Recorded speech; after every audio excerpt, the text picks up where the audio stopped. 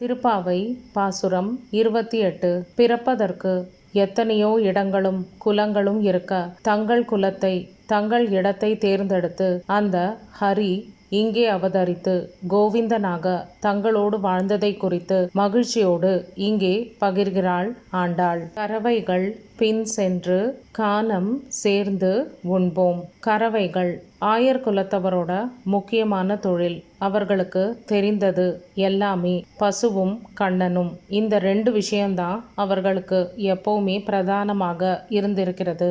இப்போ இந்த ஆயர் குலத்தினர் எங்களோட பிரதானமான வேலை மாட்டை எல்லாம் மேய்த்து கொண்டு செல்வது, கூடவே உன்னோடு இருப்பது. இப்போ மாடுகளை மேய்த்து கொண்டு நாங்கள் கானகங்களுக்கு செல்கிறோம்.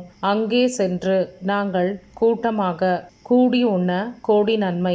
அதனால நாங்க எப்பவுமே கூட்டமாக அமர்ந்து கொண்டு ஒருவருக்கு ஒருவர் உணவை பகிர்ந்து கொண்டு உண்டு மகிழும் சாதாரண ஆயர் குலத்தவர் அப்படின்னு ஆயர் குலத்தோட பெருமையை இங்கே ஆண்டாள் சொல்ல ஆரம்பிக்கிறாள். அறிவொன்றும் இல்லாத ஆயர் குலத்து அறிவு அப்படின்னு இங்க அவர்கள் எதை குறிப்பிடுகிறார்கள்? எங்களுக்கு பெருசா ஒரு கல்வி அறிவோ இல்ல வேற வெளி உலக ஞானமோ கிடையாது. நாங்க எப்பவுமே இந்த பசுவையும் இந்த கோகுலத்தையும் உன்னையுமே நம்பி வாழ்ந்து கொண்டிருக்கிறோம் கண்ணா. அதனால எங்களுக்கு நீதான் இந்த உலகமே. எங்களுக்கு இதை விட்டா வெளி உலகத்தை பத்தி பெருசா அறிவோ ஒரு ஞானமோ எதுவுமே கிடையாது. உன் தன்னை பிறவி பெருந்தனை புண்ணியம் யாமுடையோம். கண்ணா, நீ எங்களோட இந்த ஆயர் குலத்துல வந்து பிறப்பெடுத்ததால எங்க குலமே பிறவி பெரும் பயனை அடைந்து விட்டது. பிறப்பில்லாத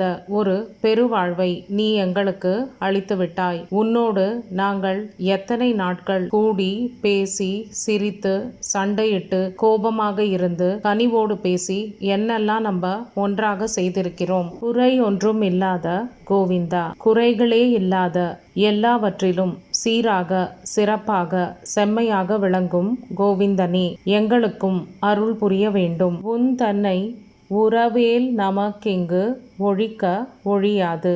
கண்ணா, உனக்கும் இந்த குலத்துக்கும் ஏற்பட்ட இந்த உறவானது எத்தனை ஜென்மம் எடுத்தாலும் மாறாதது, அழியாதது, அப்படியே நிலைத்திருக்க கூடியது.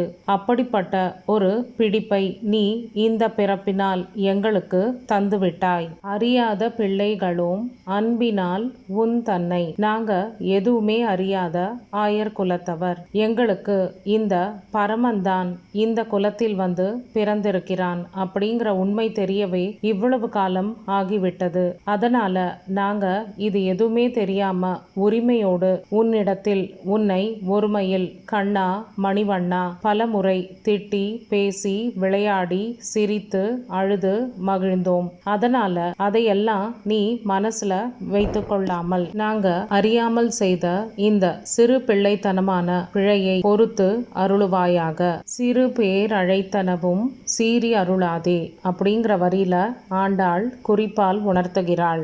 இறைவா நீ தாராய் பறையேலோர் எம் பாவாய். இறைவா, நாங்கள் செய்த எல்லா தவறையும் பொறுத்து மன்னித்து உன்னை அடைய வேண்டும் அப்படிங்கிற ஒரே இலக்கோடு ஒரு மனதாக இத்தனை நாட்கள் பாவை நோன்பை மேற்கொண்டோம். அதற்கான முழு பலனையும் அருளையும் எங்களுக்கு தந்தருள வேண்டும் என்று ஆண்டாள் மீண்டும் இந்த பாசுரத்தில் வலியுறுத்துகிறாள். கறவைகள் பின் சென்று கானம் சேர்ந்துண்போம். அறிவொன்றுமில்லாத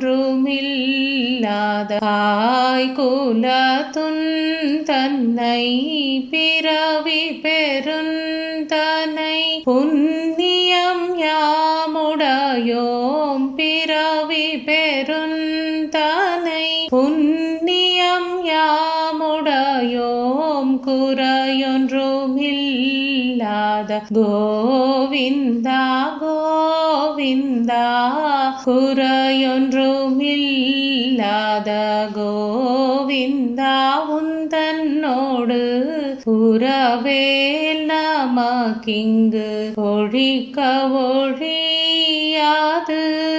அறியாத பிள்ளைகளும் அன்பினாலுன் தன்னை சிறு பேரழை தனவும் சீரியருளாதே சிறு பேரழை தனவும் சீரியருளாதே இறைவானிதாராய் பரையேதோரெம் பாவாய்